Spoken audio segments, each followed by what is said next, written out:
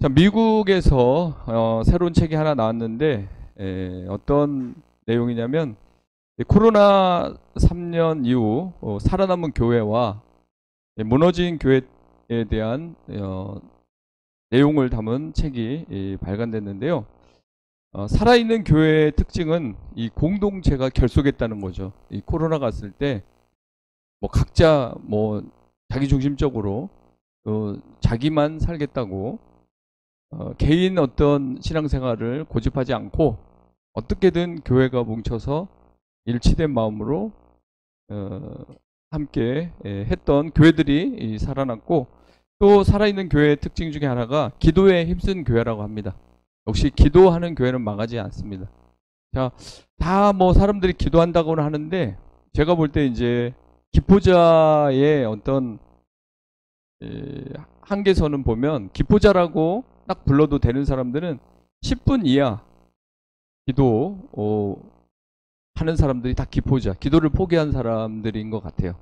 최소한 10분 이상 더 이렇게 기포자까지는 아니고 기도를 여전히 힘들지만 기도를 여전히 하는 사람들인데, 기포자들이 너무 많이 있습니다. 그리고 기도는 하는데 중언부언, 무슨 뭐 믿음도 없이 그냥 입만 열고 기도하고 그렇게 이제 자기가 봐도 내가 기도 제대로 못했다, 집중해서 몰입해서 하나님께 기도한 게 아니고 그냥 중얼중얼 대는 그런 기도 정도 수준에 딱 멈춰버리는 그런 기포자들이 많이 발생하고 있는데, 교회가 이제 기도하지 않게 되면 이제 이성만 살아나는 거죠.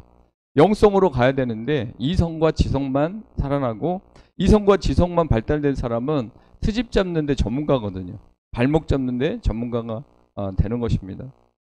반대로 무너진 교회는 반대인 거죠. 그래서 개인주의 성향이 아주 강하게 나타났다고 합니다. 뭐 만약에 우리 교회에 어떤 성도님들이 있는데 자기 중심적인 신앙생활을 개인 프레이를 했다.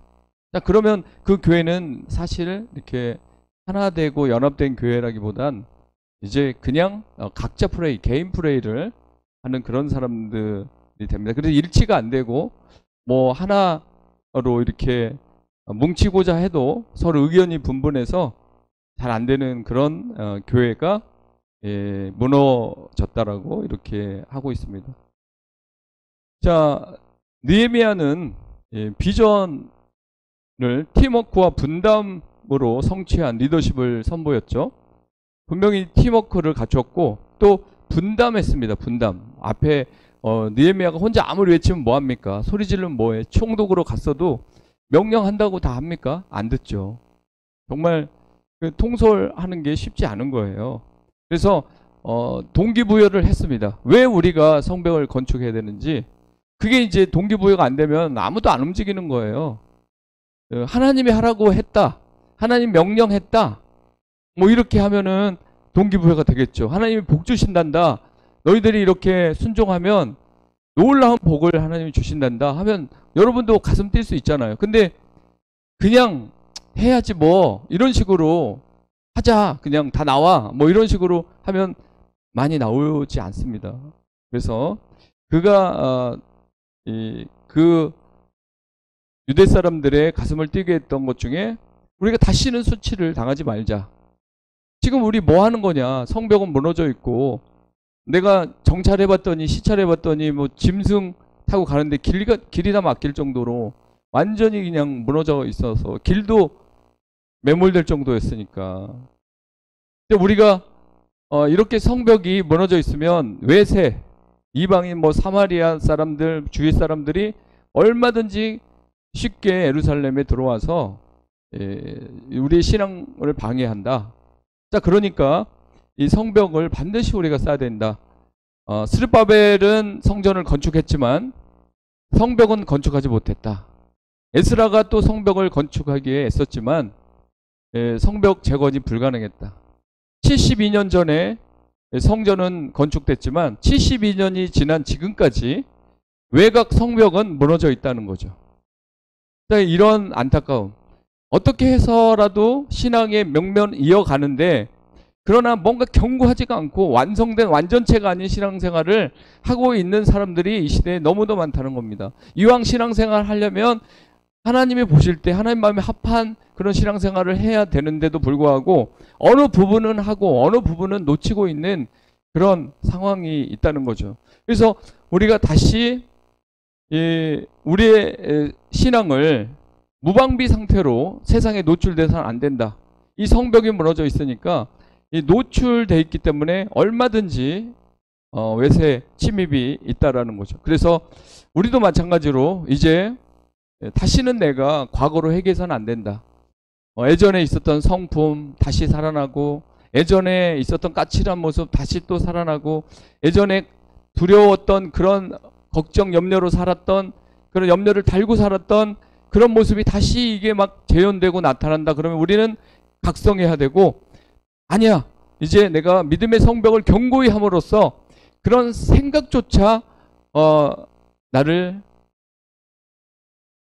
내 안에 스쳐가지 못하도록 철두철미하게 방어해야 되겠다라고 여러분들이 하면 분명 그 성벽은 견고해지는 거죠. 여러분의 믿음이 견고해지니까 흔들리지 않게 된다는 사실입니다. 그래서 이 느헤미야의 성벽 중수를 자세히 보면서 우리의 신앙 또한, 우리의 믿음 또한, 우리 교회 또한 견고히 성벽을 쌓자. 그래야만 수치를 당하지 않고 우리가 그 안에서 진짜 하나님을 만날 수 있고 말씀대로 살아갈 수 있다라고 느헤미야는 분석했던 것입니다. 자, 그렇습니다. 성벽 중수와 재건, 그것도 52일 프로젝트를 시작하는데 정말 이게 뜻대로 될까 노심초사 했을 수도 있어요. 자, 근데 이제 이 성벽 재건의 이제 특징은 뭐냐? 각자 물자를 동원하는 거예요. 뭐 그 앞에서 모든 걸 다 제공해주고 그거를 가져가서 성벽을 재건하는 게 아니라 각자 자기 집 앞에 자기가 머무는 그 지역에서 배정받은 그 상태에서 각자 물자를 동원하는 겁니다. 각자 재정을 각출하고요. 각자 노동을 하는 것입니다. 오늘 여기에 좀 특별한 내용들이 나오는데 여기에 이제 38명의 인사가 기록되어 있잖아요. 3장에 38명이라는 인사가 방명록에 체크되어 있습니다. 이 성벽을 세우는데 문짝을 달고 문을 세우고 벽돌을 날라서 성벽을 견고히 세우는 데 있어서 38명의 대표 인사가 영예롭게 이 방명록에 기록되어 있다는 거죠. 자, 이게 원래 이제 시계 방향으로 이렇게 가야 되는데 북쪽에서부터 시작해서 서쪽 시계 반대 방향으로 가서 이 성벽이 마무리되는 그런 작업이 시작되는데 빈부 귀천이 없어요. 여기 뭐 귀족도 들어가고 대제사장 가문도 들어가고 일반 제사장도 자기가 전담한 게 있어요. 그리고 남녀노소 여자들이 등장합니다. 여기 12절에 아까 읽다 보면 여자가 나옵니다. 딸이 같이 일했다라고 나옵니다. 그리고 참가율을 아주 높였어요. 참가율. 뭐 몇 사람만 하는 게 아니고 모두가 이 운동에, 성벽 재건 운동에 참여하는 겁니다. 우리 행복한 교회도 마찬가지죠. 뭐 이렇게 공예배 우리가 참석하는 운동을 하자, 아니면 우리가 정말 우리 부서만큼 우리가 모여서 정말 간절히 교회를 위해서 기도하자 하면 저를 위해서 막 기도해 주시고, 그런 어떤 자원하는 마음이 불같이 일어날 때 정말 빠른 시간 안에 부흥도 일어날 수 있고 회복이 일어날 수 있다는 거죠. 자, 그렇습니다. 이름도 없이 빛도 없이 또한 참여한 자들이 너무 많았죠. 대표 인사들만 이름이 여기 기록되어 있지만 정말 빛도 없이 이름도 없이 등장한 사람이 많이 있습니다. 느헤미야는 성벽 중건의 비전을 성취하기 위해서 백성들을 스스로 자원하게 했습니다. 동기부여를 너무 잘했죠. 모든 이스라엘 백성들이 무너진 성벽의 부분들을 이렇게 책임지도록 골고루 이렇게 분담시켰습니다. 남녀 구별 없이 다양한 직업을 가진 사람들을, 여러 지역 출신들과 사회의 다양한 계층에 있는 사람들이 이 성벽 중건의 분담에 적극적으로 참여했습니다. 그래서 원팀이 되었고 자원함과 열정이 아주 뜨거웠습니다. 자, 오늘 이 본문에서 뭘 찾을 수 있을까? 우리 생각할 수 있지만 특별히 여기에 계속 나온 단어들 두 개가 인상적으로 딱 떠올랐을 거예요. 첫째는 그 다음은 계속 경주하듯이 바통을 이어받는, 한쪽에서 하고 이쪽에서 계속 이어지는, 뭔가 이렇게 쉬지 않고 달리는. 그 다음은 누가? 그 다음은, 만약에 우리 행복한 교회도 그렇잖아요. 그 다음은 누가 특송하고, 그 다음은 누가 어느 가정에서 특송하고, 그 다음은 누가 떡을 이렇게 찬조하고, 그 다음은 누가 밥을 이렇게 하고, 뭐 그 다음이라는 게 있잖아요. 이게 다음이라는 게 끊어지지 않고 계속 자원하는 그런 분위기가 이어졌다는 것입니다. 어느 순간에 딱 끊어졌다? 좀 어색하죠. 오히려 어색한 거죠. 계속 하나님 나라를 세워가는 데 있어서 무엇인가 끊어지지 않고, 그 다음은 누가? 그 다음은 누가? 참 이게 중요한 것 같습니다.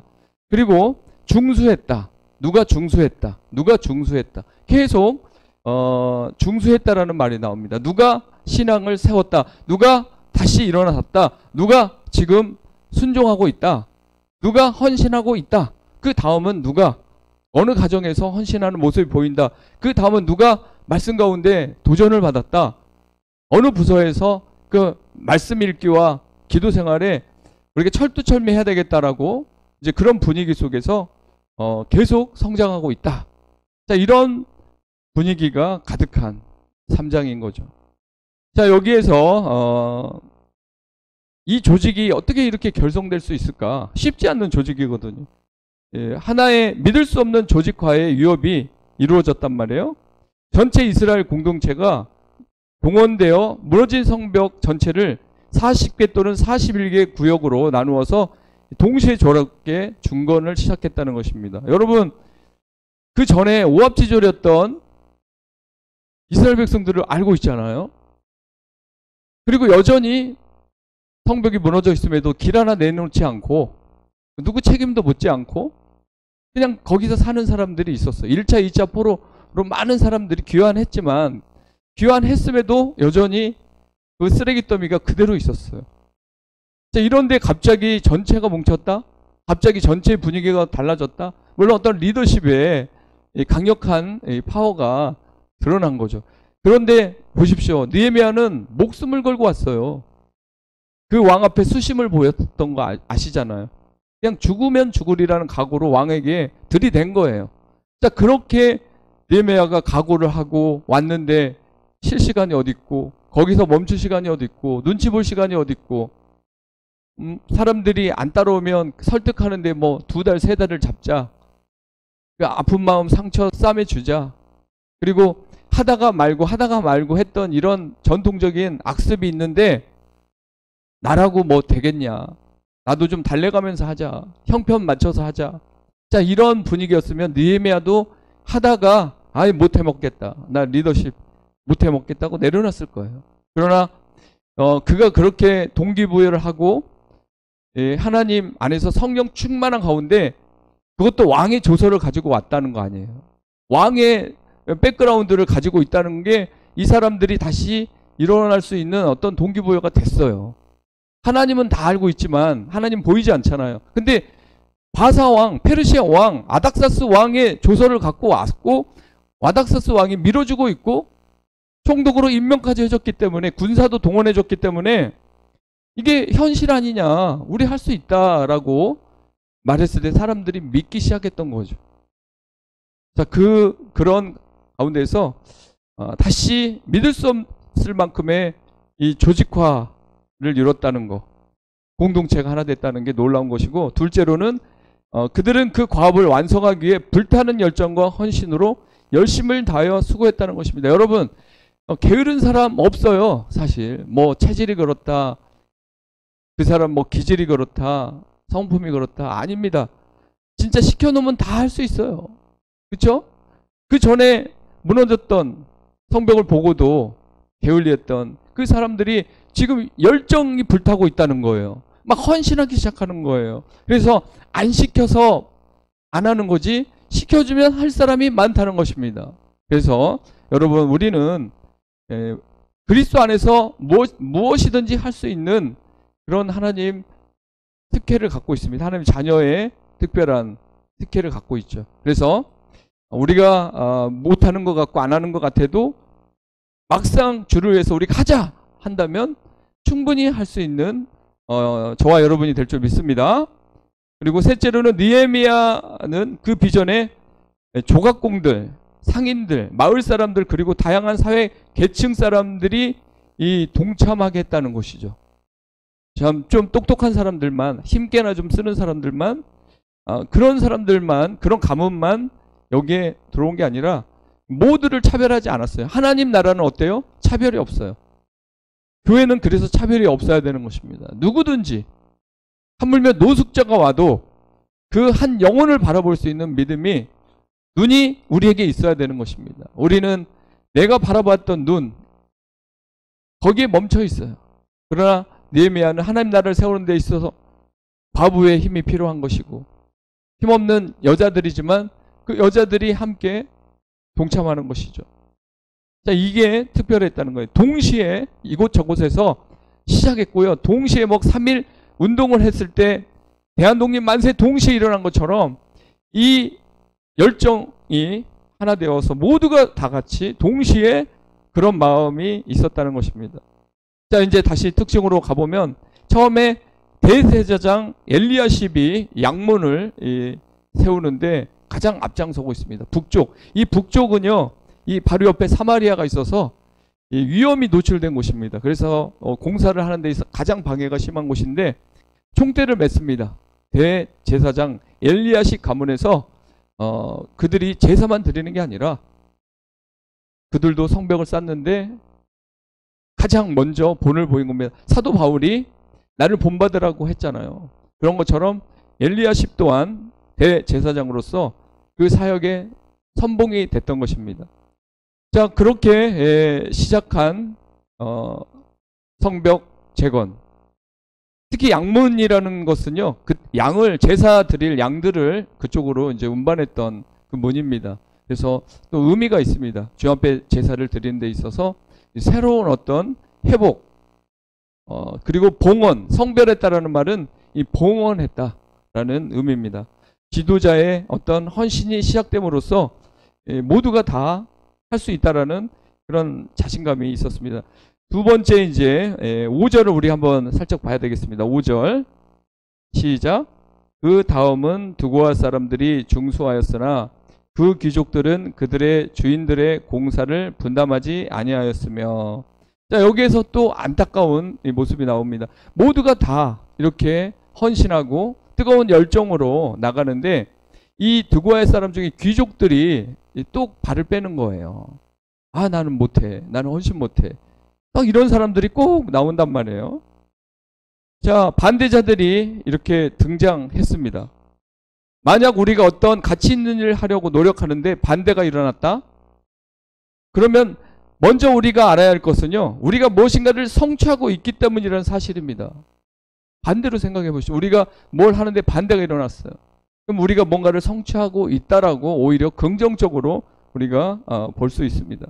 느헤미야의 경우에는 모든 백성들이 그 역사에 하나님의 선한 손이 함께 하시고 왕이 지원하고 있다는 사실을 깨닫고 큰 힘을 얻어 우리가 일어나 건축하자라고 이렇게 열정적으로 동참을 요구했는데 바로 이어서 호론 사람 산발락과 암몬 도비아 아라비아 사람 게셈이 이 소식을 듣고 이스라엘 백성들을 업신여기고 비웃으면서 너희 하는 일이 무엇이냐라고 왕을 배반코자 하느냐고 공격을 해왔던 것입니다. 자, 혹시 주님을 위해 아무 일도 하고 있지 않는 삶을 살고 있다면 마귀도 아무 일도 하지 않고 냅둔다는 사실을 여러분 알아야 됩니다. 오히려 주의 일을 하려고 할 때 마귀가 쳐들어오고 요란을 떨고 겁을 주고 두려움을 줍니다. 근데 우리가 아무것도 안 하면 마귀는 가만 냅두는 거예요. 가만히 있으면 되는데 뭐 아무것도 안 하는데 뭘 두려웁니까? 그래서 이런 마귀들의 작전 중에 그게 있대요. 교회 가는 건 막을 수 없다. 막 전도해서 가고 한 번만 가자 그래서 가고 교회가 좋다. 뭐 막을 수 없다. 그러나 그가 진짜 신앙인이 되는 것은 막아야 된다. 교회는 나가는 건 어쩔 수 없지만 그가 은혜 받고 그가 헌신하고 그가 성장하는 것은 우리가 어떻게든지 막아야 된다. 자, 여러분, 정말 그렇습니다. 주님을 위해 아무 일도 하지 않고 자기 일만 열심히 하는 사람들, 오히려 아무 일 없이 잘 살고 있다라고 생각하지만 그렇게 해서 죽어가는 것입니다. 그렇게 해서 아무것도 할 수 없는 사람이고 영적 싸움이 있는지 없는지도 모르고 무너집니다. 우리가 정말 하나님의 영광을 위해서 하려고 할 때 경제적인 어려움이 올 수도 있고 건강이 안 좋을 수도 있고, 욥을 보십시오. 욥은 주님을 위해서 살겠다고 한 사람이지만 이런 또 고통이 또 밀려온 상황이잖아요. 그래서 난리가 나고 친구들은 와서 정죄하고 욥은 막 너무 괴로워하고 막 이런 아픔이 지금 벌어지고 있는데, 주를 신뢰한다고 하니까 마귀가 한번 쳐봅시다. 정말 신뢰하는지. 또 이런 게 나온 거 아니겠어요? 근데 욥이 별것도 아닌데 하나님이 이 사탄에게 명령해서 한번 해보라고 하겠어요? 여러분이 진짜 별것도 아닌데, 여러분의 신앙이 아무것도 아닌데 하나님이 사탄한테 내가 진짜 믿는 아들이니까, 내가 진짜 믿는 교회니까 한번 시험해봐. 끔찍도 안 하고 나를 신뢰할 거야. 그래야 뭐 사탄도 와서 막 시험도 주고 그러겠지. 근데 가만히 있는데 뭐 보낼 필요가 뭐가 있습니까? 자, 이 귀족들이 성벽 재건에 동참하지 않았던 이유 중에 분명히 유추해 보면은 아랍 게셀 사람들의 공격을 받을 수 있다는 위험이 있으므로, 혹시 내가 우리 귀족들이 여기에 참여했다가 그 아람 게셀 사람들이 공격해 오면 우리 귀족 다 무너지고 죽는다. 우리 진짜 뭐 돈 좀 많이 벌어놓고 살만했는데 우리가 진짜 주의를 한다고 해서 우리 가정이 망가지면 어떡하냐. 죽을 수도 있는 상황이 올 수도 있어. 두려움, 손해, 이런 게으름들이 이 귀족들 안에 있었던 것 같습니다. 두 번째는 게셈과 상당한 밀착 관계를 유지하고 있었을 수도 있어요. 이 당시에는 이미 이제 그 이방 사람들 또 외세 세력들과 서로 스파이들이 있었고요.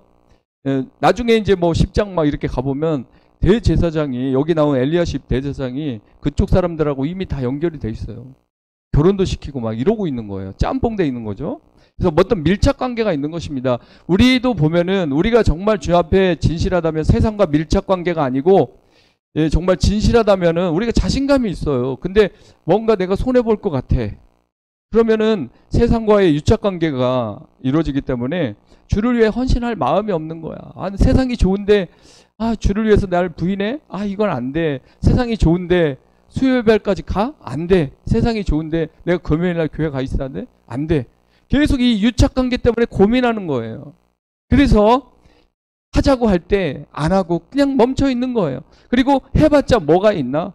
해봤자 뭐가 있겠어? 이런 또 회의주의에 빠진 그 사람들은 그냥 해봤더니 안 되던데 뭘 얼마나 해봤다는 거예요. 하나님 앞에 진짜 정직하게 제대로 순종하고 하나님 앞에 진심으로 해봤냐 이거죠. 안 해봐놓고 해봤다는 거예요. 그랬는데 별거 없더라. 그냥 무난하게 사는 게 좋아. 그래서 발 빼는 거죠. 세 번째, 그들의 교만 때문일 수도 있습니다. 그들이 교만하기 때문에 뭔가 한다 했을 때, 그리고 자기의 중심으로 해야 되는데 자기 중심이 아닌 거예요. 다른 사람이 막 치고 나가는 거예요. 그러면 그냥 시기 분쟁이 생기는 거예요. 막 미워지는 거예요. 저 사람도 하나님이 쓰는데, 저 사람이 이 바통을 이어받아서 뭘 하려고 하는데 마음에 안 드는 거예요. 양이 안 찬다는 거죠. 이게 교만이라는 것입니다. 이제 이런 유형의 반대 세력이 있었다고 보는 것이죠. 자, 14절에는 레갑 족속이 나면 이분만, 이 사람에 대해서만 하고 우리 기도하겠습니다. 14절을 한번 다 같이 읽어볼게요. 14절.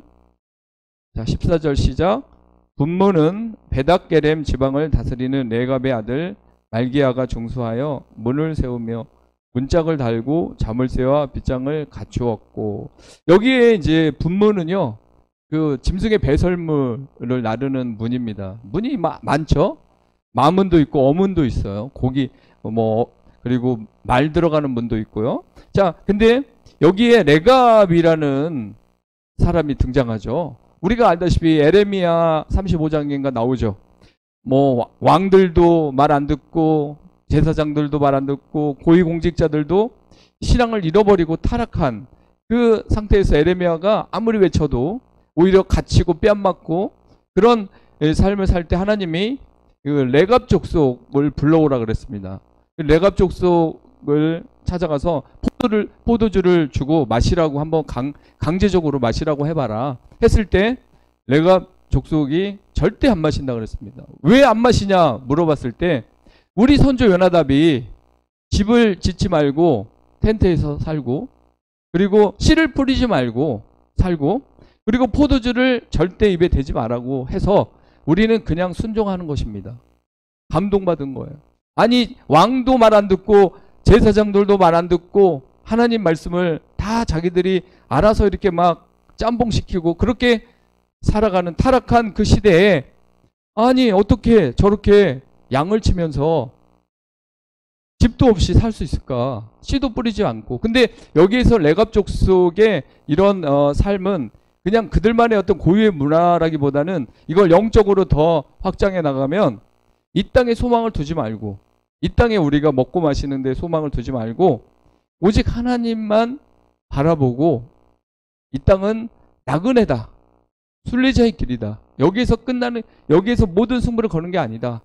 그래서 천성을 향하여 이 땅에 소망을 내려놓는 그런 하나의 대표적인 어떤 족속의 모습으로 상징할 수 있고, 또 여기에서 감동되는 것은 이 레갑 사람들이 이 분문을 이렇게 수리하고 세웠는데 그 양을 쳤기 때문이에요. 양을 쳤기 때문에 그런 이제 그쪽을 맡았는데, 여러분 놀라운 사실이 하나 있습니다. 하나님이 그 레갑 족속들을 보고 엄청나게 칭찬을 했어요. 그리고 영원토록 그 족속이 흥왕할 것이다라고 예언을 했죠. 우리 요즘에 창세기 49장 보면 야곱이 자식들 예언하는 거 봤죠? 147세 마지막 죽기 전에 자식들 다 불러놓고 예언할 때 여러분 뭐 봤습니까? 뭐 느꼈습니까? 뒤끝 장렬이에요. 뒤끝 장렬. 아들이잖아요. 다 아들인데 솔직하게 예언하는 겁니다. 루벤아 너는 탁월하다, 우월하다, 너무 너는 탁월하고 우월한데 네가 침상을 더럽혔다. 완전히 대놓고 뭐 디스라기보다 그 있는 그대로 선포해버리고, 시몬과 레위는 저주를 해버렸어요. 너희들끼리 막 싸우고 너희들이 아버지가 시키지도 않았는데 너희들이 막 그렇게 했을 때 나는 거의 죽을 것 같았다. 너희들은 정말 그런 부분에서 정말 회개해야 된다. 나머지 이제 요셉은 막 무성한 가지라 담을 넘는다. 유다는 뭐 사자 새끼다. 뭐 찬양이 거기서 홀이 계속 이어진다. 정말 그냥 야곱이 이 성령의 감동으로 예언을 한 건 100% 맞는데 그 가운데 그들의 모습도 다 관찰이 됐다는 것입니다. 그의 모습도 그의 삶도 하나하나 평상시 때 보였던 것들이 있어요. 그것들이 다 예언할 때 그대로 나오게 돼 있다는 것이죠. 그러면서 베냐민은 물어뜯는 이리와 같다 그러잖아요. 사울 보십시오. 다윗 하나 죽이려고 10년 넘게 쫓아다닙니다. 다윗이 나는 파리예요, 파리 목숨이에요, 왜 나를 죽이려고 하십니까 해도 끝까지 쫓아가잖아요. 이 베냐민의 어떤 근성, 그걸 야곱이 본 거죠. 다 자기 자식들이고 이렇게 자기 핏줄로 태어났어도 그 아들 하나의 그 족장들의 어떤 모습에는 그런 그 대표자의 신앙이 이어진다는 것입니다. 단은 또 뭐예요? 단도 안 좋게 나오잖아요. 나머지 이제 그런 지파들은 그 특성에 맞게 이렇게 예언을 해주잖아요. 이 레갑을 하나님이 이제 예언하신 거야. 이거는 에레미야가 예언한 게 아니라 하나님이 감동받아서 특별하니까. 왜냐? 다 물들어 있고 다 노출돼 있고 다 대충 살고 다 짬뽕해서 하나님을 믿는데, 아니 이 레갑 사람들은 그 선조가 말한 거, 아니 포도주 먹지 말라고 했어도 그분 죽었으니까 먹어도 되잖아요. 그리고 씨를 뿌리지 마라 그랬어. 그러면 우리 어떻게 살아? 씨를 뿌려야 살지. 그래서 그분은 그렇게 했어도 우리는 현실에 타협하고 어쩔 수 없어. 그리고 집을 짓고 살아야지 어떻게 초막에서 맨날 양치면서 사냐고. 그러면서 순종하지 않는 자손들이 나올 수 있어요. 근데 아니야. 그걸 계속 이어가는 거예요. 이게 하나님의 감동받은 겁니다. 자, 미련한 자 같으나 지혜로운 거예요. 이게 기독교의 어떤 정말 진수거든요. 근데 이제 제가 이제 드리고 싶은 말은 이 레갑 족속들이 양을 쳤고요. 분문을 이렇게 세우는데 큰 역할을 했는데, 이 사람들이 예수 그리스도가 이 땅에 왔을 때 목동이 나오잖아. 목동이었던 거예요. 레갑 자손들이었던 거예요. 이 사람들이. 그래서 주님의 오심을 목동들이 천군천사들을 통해서 가브리엘을 통해서 그 소식을 듣고 직접 찾아가서 예수 그리스도를 만났어요. 대제사장도 못 만났고 왕도 못 만났고 아련하지 못했어요. 근데 레갑 족속의 후예들이 아련했다는 것입니다. 이게 하나님의 놀라운 세계의 비밀인 거죠. 여러분, 그래서 우리는 작은 일에 충성해야 되고요. 작은 일에 순종해야 됩니다. 그렇게 그냥 대충 믿음 생활 할 수가 없어요. 이런 영광이 우리에게 주어져요. 내가 그렇게 살면 내 후손들이, 또 내가 그렇게 살면 우리 교회가 한 사람의 그런 순종의 사람이 있는 그대로 하나님 말씀을 믿고 남들이 바보라고 해도 그렇게 믿음으로 순종하려고 하는 그런 자들의 그 줄기가 결국 하나님 나라를 세워가는 자양분이 되고 촉매제 역할을 한다는 것입니다. 그렇습니다. 오늘 이 3장에 중수하고 그 다음은 그 다음 이렇게 하지만 이 가운데 이런 또 헌신자들이 나와 있다는 것입니다. 그래서 우리도 행복한 가족들도 나도 벽돌 하나 올려놓으면 좋겠다. 그 워너메이크 백화점 왕이었던 그 워너메이크가 어렸을 때 그 벽돌을 교회 짓는데 벽돌을 하나 자기가 헌신해서 쌓았잖아요. 그 이후에 그가 이렇게 하나님이 그를 흥왕하게 했습니다. 그런 마음이, 어린아이의 그 마음이 그렇게 헌신으로 들어질 때 또 하나님은 그 사람을 약속합니다. 반드시 약속하죠. 약속해서 그 사람 자자손손 대대에 이르기까지 하나님의 나라가 부흥하고 그들의 삶은 형통한 삶이 되어진다는 것입니다. 그래서 우리 성벽을 쌓아 나갔으면 좋겠습니다. 오늘 우리